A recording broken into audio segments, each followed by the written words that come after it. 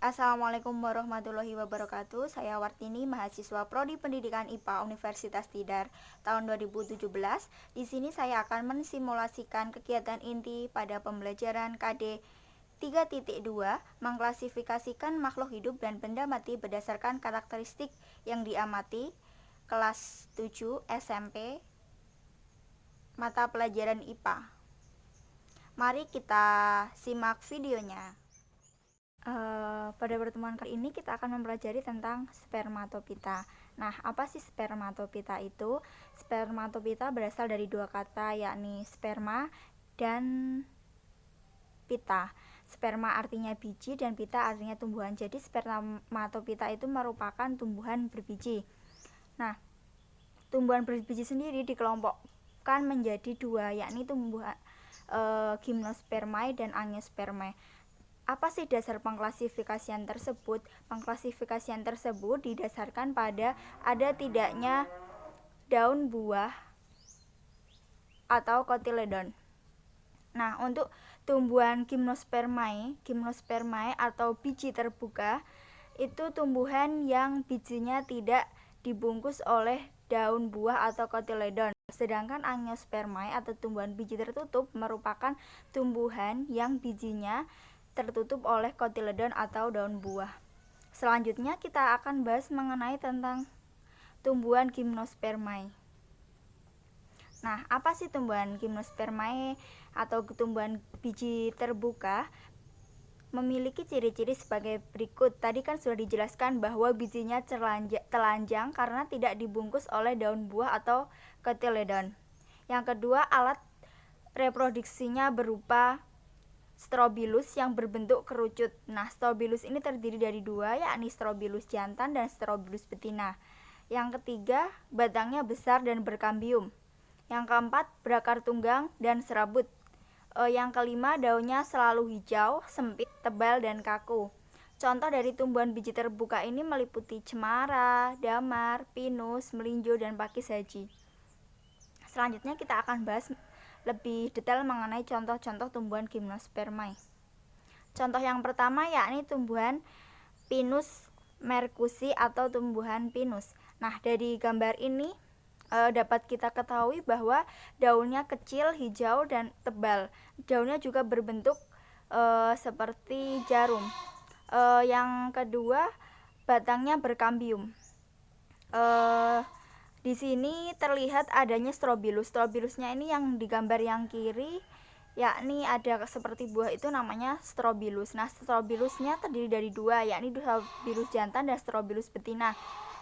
Yang strobilus jantan itu yang ukurannya lebih kecil, sedangkan strobilus betina yang ukurannya lebih besar.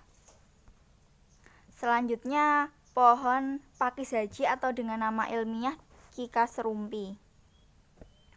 Nah, biasanya kita menemui tumbuhan ini di jalan, di depan rumah, biasanya sebagai tumbuhan atau tanaman hias. Ciri-cirinya dari gambar ini dapat kita ketahui bahwa ciri-cirinya berakar serabut, daunnya sejajar. Nah, tumbuhan ini hampir mirip dengan tumbuhan palem, namun ini bukan tumbuhan palem, tapi tumbuhan pakis haji. Nah, yang lancip itu merupakan strobilusnya. Selanjutnya adalah tumbuhan melinjo atau bernama ilmiah Gnetum gnemon. Tumbuhan melinjo ini sering kita temui di kehidupan sehari-hari di sekitar rumah kita. Ini memiliki strobilus yang panjang-panjang itu. Mengapa tumbuhan Gnetum gnemon tidak diklasifikasikan sebagai tumbuhan biji tertutup? Kok diklasifikasikan sebagai tumbuhan biji terbuka? Padahal jika kita lihat secara fisiknya, bijinya tertutup oleh kulit. Nah, kulit ini bukan merupakan daun buah atau kotiledon, namun merupakan integumen. Sehingga tumbuhan ini diklasifikasikan menjadi tumbuhan biji terbuka atau gymnospermae. Ini menjawab yang pertanyaan di awal pertemuan ya. Di awal pembelajaran maksud saya di sini integumen ini merupakan penutup megaspora atau strobilus. Selanjutnya kita akan bahas mengenai tumbuhan berbiji tertutup atau Angiospermae. Nah, apa sih yang ciri-cirinya tumbuhan Angiospermae? Angiospermae bijinya terlindungi oleh daun buah atau karpel, atau kita bisa menyebutnya dengan kotiledon. Kalau Angiospermae, alat perkembangbiakannya berupa bunga. Contoh tumbuhan biji tertutup meliputi mangga, jambu, avokat, anggur, nangka. Nah, tumbuhan Angiospermae sendiri ini terbagi menjadi dua, yakni tumbuhan dikotil dan monokotil. Pembagian ini berdasarkan jumlah daun lembaga atau kotiledonnya. Tumbuhan biji monokotil memiliki satu keping daun lembaga, yang tumbuhan dikotil memiliki dua keping daun lembaga. Di artinya dua, kotil dan artinya kotiledon. Kotiledon atau kita sebut dengan daun lembaga. Selanjutnya tumbuhan berkeping satu atau monokotil. Tumbuhan monokotil memiliki ciri-ciri memiliki satu keping daun lembaga, berakar serabut, batang tidak berkambium, berkas pembuluh pengangkutnya tersebar, tulang daunnya sejajar atau melengkung, kelopak bunga pada umumnya kelipatan 3. Nah, kalian bisa membayangkan apa yang termasuk tumbuhan monokotil. Selanjutnya adalah tumbuhan dikotil. Di artinya dua, kotil artinya kotiledon, berarti memiliki dua keping kotiledon atau daun lembaga. Berakar tunggang, batangnya berkambium, tulang daunnya menjari atau menyirip, berkas pengangkutnya tersusun dalam satu lingkaran, kelopak bunga kelipatan 4 atau 5.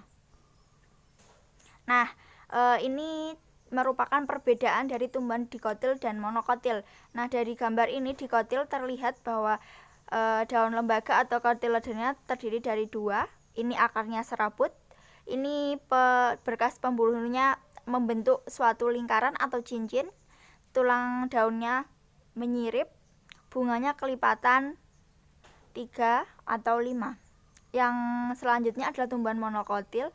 Di sini terlihat bahwa kotiledonnya satu, akarnya serabut, berkas pembuluhnya tersebar, tulang daunnya sejajar, bunga kelipatan 2, bunga kelipatan 3, 6, dan lain-lain.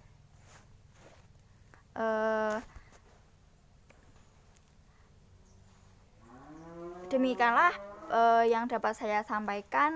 Apakah ada pertanyaan? Jika tidak ada pertanyaan, akan saya lanjut untuk membagikan. Selanjutnya saya akan membagikan LKS pada kalian. Sebelumnya saya akan membagi kalian menjadi 5 kelompok. Di sini kan ada 20 siswa. Berarti setiap kelompok terdiri dari 4 orang siswa. Nah, bagaimana cara pengelompokannya? Pengelompokannya sesuai dengan absen.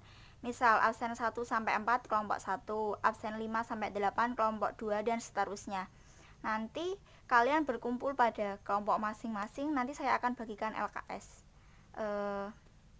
Sekarang kalian bisa berkumpul dengan kelompok masing-masing dengan ketentuan kelompok 1 depan, kelompok 2 sampingnya, kelompok 3 belakangnya mengular. Nah, seperti itu bisa kalian lakukan. Selanjutnya saya akan membagikan LKS ya pada kalian.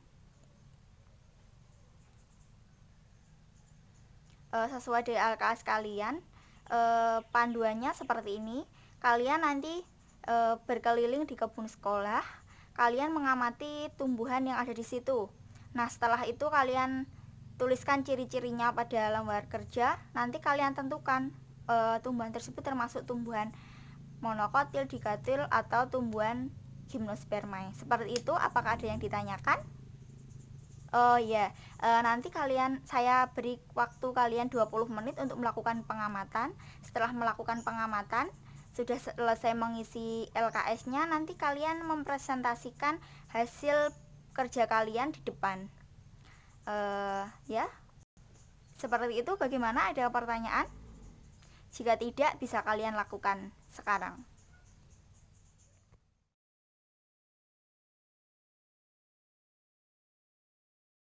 Oke, sudah selesai ya pengamatannya. Sekarang waktunya untuk melakukan presentasi. Nah, dari kelima kelompok ini siapa yang ingin melakukan presentasi terlebih dahulu? Ayo siapa? Jika tidak ada yang ingin maju ke depan, nanti ibu tunjuk loh. Oke, sekarang akan saya tunjuk. Yang maju kelompok 2. Nanti setelah kelompok 2 memaparkan hasil kerjanya, untuk kelompok 1, kelompok 3, 4, dan 5, kalian menanggapi presentasi atau paparan dari kelompok 2. Jika misalkan tanggapannya bisa berupa komentar, atau jika ada pendapat lain bisa diutarakan, atau berupa pertanyaan. Selanjutnya nanti setelah kelompok 2 maju, akan saya tunjuk lagi kelompok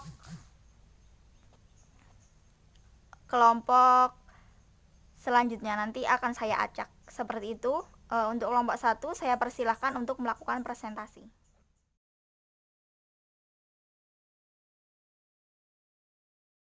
Seperti itu pemaparan dari kelompok 2. Selanjutnya tanggapan dari kelompok lain.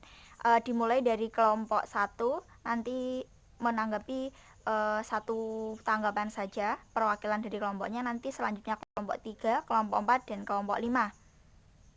Oke, saya persilahkan untuk kelompok 1 terlebih dahulu. Oke, sekarang semua kelompok sudah melakukan presentasi dan teman-teman sudah berdiskusi. Sekian video dari saya. Terima kasih atas perhatiannya. Wassalamualaikum warahmatullahi wabarakatuh.